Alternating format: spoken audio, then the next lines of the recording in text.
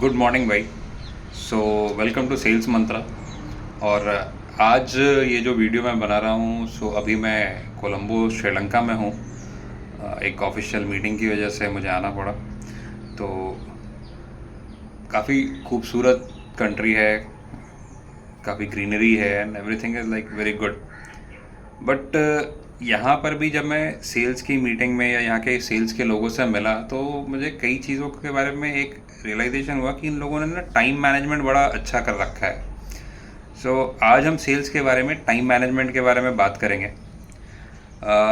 ज़्यादातर क्या होता है, जब हम सेल्स में रहते हैं तो हम अपने टारगेट को, पूरे महीने का जो टारगेट होता है या आज दिन का जो हमारा टारगेट होता है, जो हमें अचीव करना होता है, हम उनको ध्यान में तो रखते हैं बट टाइम मैनेज नहीं करते हैं, टाइम प्रायोरिटाइज नहीं करते हैं।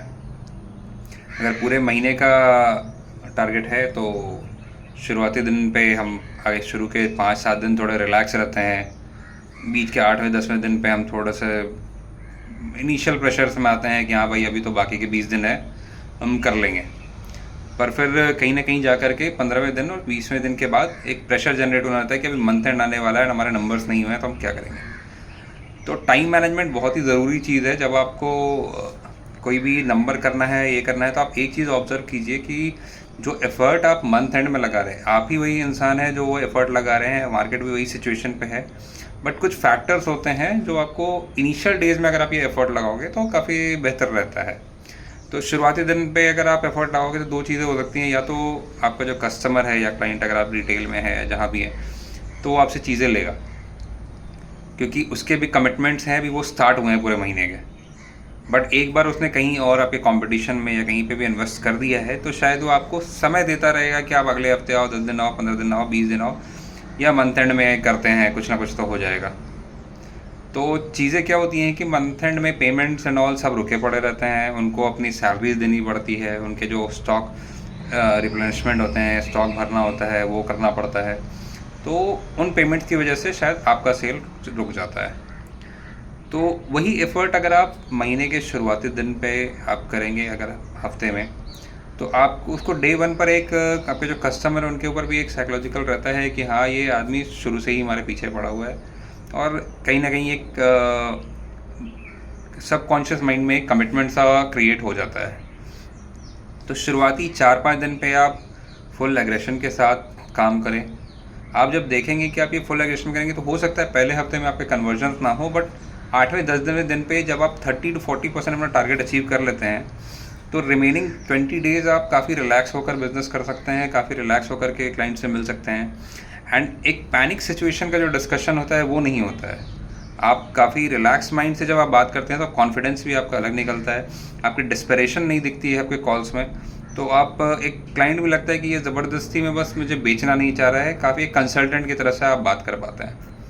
बट यही चीज़ अगर आप मंथ एंड में करने जाते हैं तो आपको लगता है कि एक बड़ा वॉल्यूम है या बड़ा टिकट है तो वो छोड़ो, जाने दो, कुछ भी तो मिल जाए तो अच्छा है। तो आप उसको ब्रेक कर लेते हैं कि मंथली पेमेंट कर दो, क्वार्टरली पेमेंट कर दो, या फिर एक 20-25% डील का पेमेंट कर दो, बाकी आप बाद में कर देना। तो यहाँ पर क्या होता है, आपका जो पैक साइज़ होता है या आपके जो टिकट साइज़ होता है वो कम हो जाता है। साथ ही साथ आप उसे एक फ्लेक्सिबिलिटी दे देते हैं कि आप आगे भी चलकर थोड़े अमाउंट के पेमेंट्स कर सकते हो, बाकी के आप पेमेंट्स बाद में करोगे। तो कहीं ना कहीं ये आपको एक ट्रैप में फंसा देता है कि आप, प्लस मंथ एंड का प्रेशर है, एंड अगर इसने कभी अगर मना कर दिया या रोक दिया तो कई बार वो चीज़ें नहीं हो पाती है, तो आपका टारगेट भी मिस हो जाता है।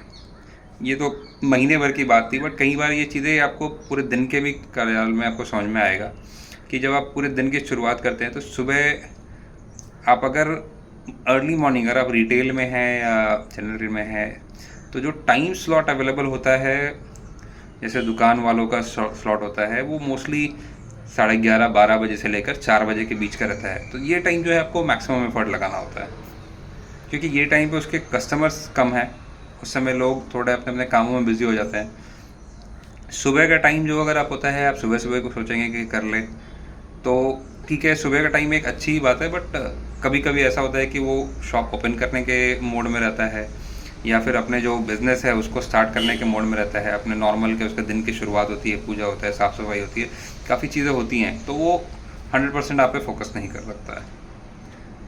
इवनिंग आवर्स में आपको यह ध्यान रखना पड़ेगा कि वो एक बिज़ी मार्केट होता है, लोग आते जाते रहेंगे उसके पास, उसके खुद के भी काम ख़त्म करने का टाइम होगा। तो आप कोशिश करो जो टाइम फ्रेम होता है जिस समय वो अवेलेबल रहते हैं उस समय आप मैक्सिमम एफर्ट लगा लो। तो कहीं ना कहीं टाइम मैनेजमेंट जब आप करोगे तो वही मेहनत को आप ज़्यादा मोनेटाइज कर सकते हो, ज़्यादा अपने टारगेट को अचीव करने के लिए कोशिश कर सकते हो। आपको ये सपोर्ट मिलेगा, आपको बेनिफिट मिलेगा एंड काफ़ी हद तक आपको ये सक्सेस के लिए एक स्टेप और आगे बढ़ाएगा। तो अगर आपकी कोई क्वेरी है या आपको कुछ जानना है सेल्स के बारे में, आप अगर पहचानना चाहते हो या जानना चाहते हो तो आप मेरे ईमेल आईडी पे भी मेल कर सकते हो। ईमेल आईडी आपको डिस्क्रिप्शन में मिल जाएगा और कुछ भी है तो आप कमेंट करके पूछ सकते हो। बाकी आज के लिए बस इतना ही, फिर मिलेंगे। और ये आपको कोलंबो का एक नज़ारा दिखा देता हूँ, काफ़ी हरा भरा सा रहता है। तो this is the greeneries which you can see. So see you maybe a day in or two.